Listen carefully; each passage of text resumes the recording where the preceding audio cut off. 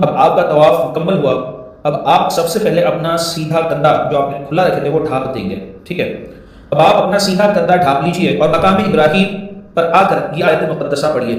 وَاتَّخِذُوا مِن مَّقَامِ إِبْرَاهِيمَ مُصَلًّى, ترجمہ کنز ایمان, اور ابراہیم کے کھڑے ہونے کی جگہ کو نماز کا مقام بناؤ.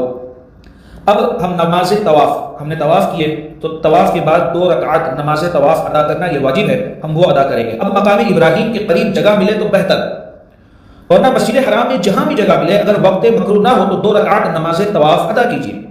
پہلی رکعت میں سورہ فاتحہ کے بعد قل یا ایھا الکافرون سورہ کافرون, اور دوسرے میں قل هو اللہ احد یعنی سورہ اخلاص پڑھیے.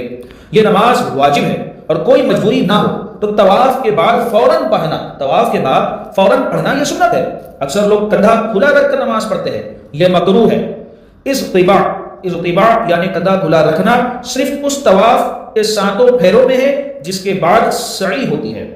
طواف کے بعد جو ہے آپ کو اپنا کندھا ڈھانپ لینا ہے, اور یہ اسی طواف میں ہے جس کے بعد سعی ہوتی ہے. نفلی طواف میں جو اضطباع نہیں ہے. اگر وقت مکروہ داخل ہو گیا, اب اگر مکروہ وقت آ گیا تو کیا کریں گے, تو بعد میں پڑھ لیجئے نماز جو ہے مکروہ وقت کے بعد پڑھ لیجئے. اور یاد رکھیے اس نماز کا پڑھنا لازمی ہے. طواف کے بعد 2 رکعت نماز طواف ادا کرنا یہ لازمی ہے, اور نماز پڑھ کر مسنون دعائیں پڑھیے. اب جو آپ کو دعائیں مانگنی ہے مانگیے.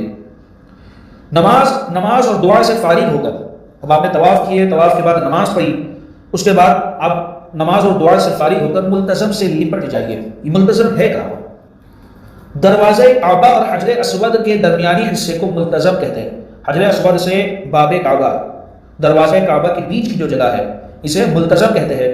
اس میں دروازہ کعبہ شامل نہیں, دروازہ کعبہ کی جو جگہ ہے وہ شامل نہیں بلکہ اس سے پہلے کی جگہ.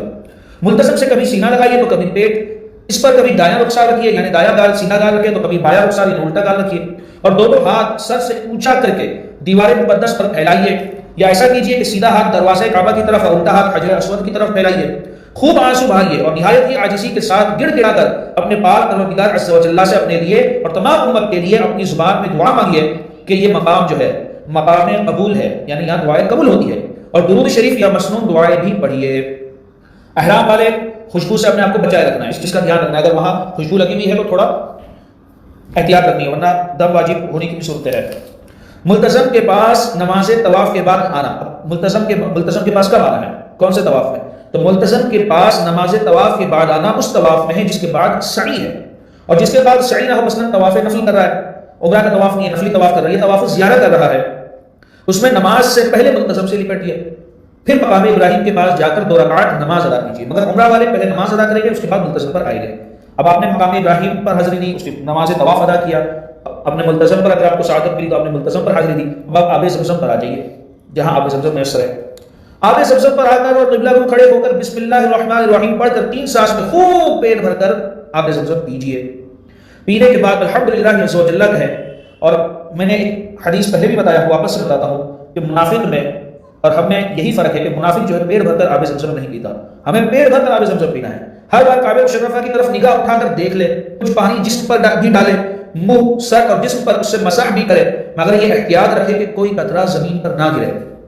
سرکار مدینہ راحت قلب و سینہ صلی اللہ علیہ وسلم کا فرمان ذی شان ہے آب زمزم کی فضیلت. زمزم جس مقصد کے لیے پیا جائے گا وہ مقصد حاصل ہو جائے گا. یہ زمزم اس لیے ہے جس کے لیے اس کو پیے کوئی, اسی زمزم میں جنت ہے, اسی زمزم میں کوثر ہے. آپ زمزم پی کر یہ دعا پڑھیے, اللہم انی اسألک علما نافعا ورزقا واسعا وعملا متقبلا وشفاء من کل داء, یعنی اے اللہ عز و جل میں تجھ سے علم نافع اور کشادہ رزق اور عمل مقبول اور ہر بیماری سے شفا کا سوال کرتا ہوں, اور آپ کو جو دعائیں مانگی آپ مانگیے.